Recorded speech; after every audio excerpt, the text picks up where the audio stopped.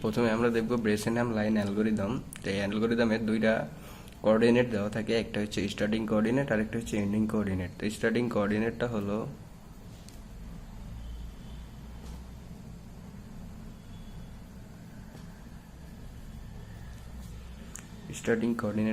x0 এবং y0 এবং ending coordinate xn এবং yn। তো ব্রেসেনহ্যাম লাইন অ্যালগরিদমটা কয়েকটা স্টেপে সম্পূর্ণ হয়ে থাকে। তো আমরা এই সম্পূর্ণ স্টেপগুলোই দেখব। তো স্টেপ 1 হলো, প্রথমে আমাদেরকে ডেল এক্স এবং ডেল ওয়াই এর মান বের করতে হবে। তো ডেল এক্স এর মান আর ডেল ওয়াই এর মান কিভাবে বের করব? তো ক্যালকুলেট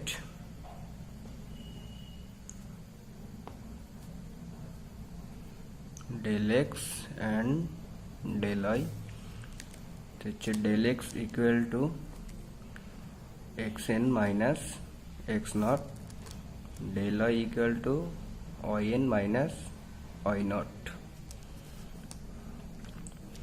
আর স্টেপ 3,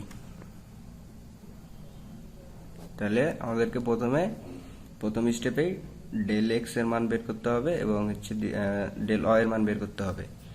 স্টেপ 2, এবারে স্টেপ 2তে আমাদেরকে ডিসিশন প্যারামিটার ক্যালকুলেট করতে হয় এবং ডিসিশন প্যারামিটারটা হচ্ছে আমাদের একটা এক্সাক্ট পয়েন্ট বের করে ওই পয়েন্টের উপরে একটা ড্র করতে হয়। এই জন্য আমাদেরকে এক্সাক্ট পয়েন্টটা খুঁজে বের করতে হয়।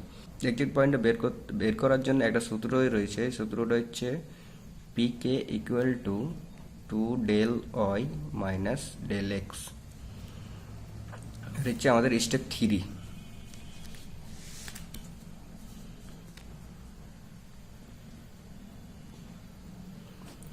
স্টেপ 3 এর ভিতর দুইটা কেস রয়েছে। এই পিকে এর মানের উপর নির্ভর করে, যদি পিকে এর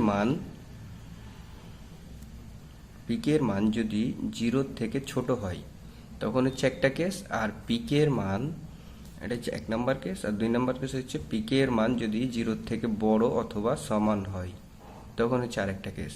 তো আমরা প্রথমে দেখি কেস 1।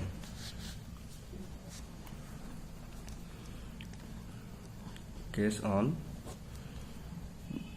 যদি পিকে এর মান 0 থেকে ছোট হয় তাহলে কি হবে? পিকে এর মান 0 থেকে ছোট হলে P K plus 1 equal to P K plus 2 del Y, এবং পরবর্তী ভ্যালু হচ্ছে xk plus 1 equal to xk plus 1 এবং yk প্লাস 1 ইকুয়াল টু শুধুমাত্র yk। এটা দেখলাম হচ্ছে পিকে এর মান যখন 0 থেকে ছোট তখন হচ্ছে কেস 1। এবার কেস 2, কেস 2টা কি ছিল? পিকে এর মান 0 থেকে অথবা সমান, 0 থেকে অথবা সমান হলে আমাদেরকে P K equal to P K plus 2 del Y minus 2 del X, হচ্ছে xk plus 1 equal to xk plus 1 এবং yk plus 1 equal to yk plus 1। এবার হচ্ছে স্টেপ 4। স্টেপ 4-এ কি করতে হবে?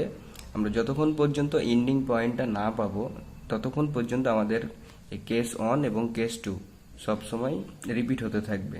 তাহলে হচ্ছে কেস 4 হলো রিপিট দ্য স্টেপ 3। এই ছিল ব্রেসেনহ্যাম অ্যালগরিদম। এরপরে আমরা ব্রেসেনহ্যাম অ্যালগরিদমের একটা এক্সাম্পল দেখব, তাহলে হচ্ছে আমরা ব্রেসেনহ্যাম অ্যালগরিদমটা খুব ভালোভাবে বুঝতে পারবো। তো ব্রেসেনহ্যাম অ্যালগরিদমের এক্সাম্পলটা দেখার জন্য অবশ্যই আমার চ্যানেলটা সাবস্ক্রাইব করবেন। ধন্যবাদ।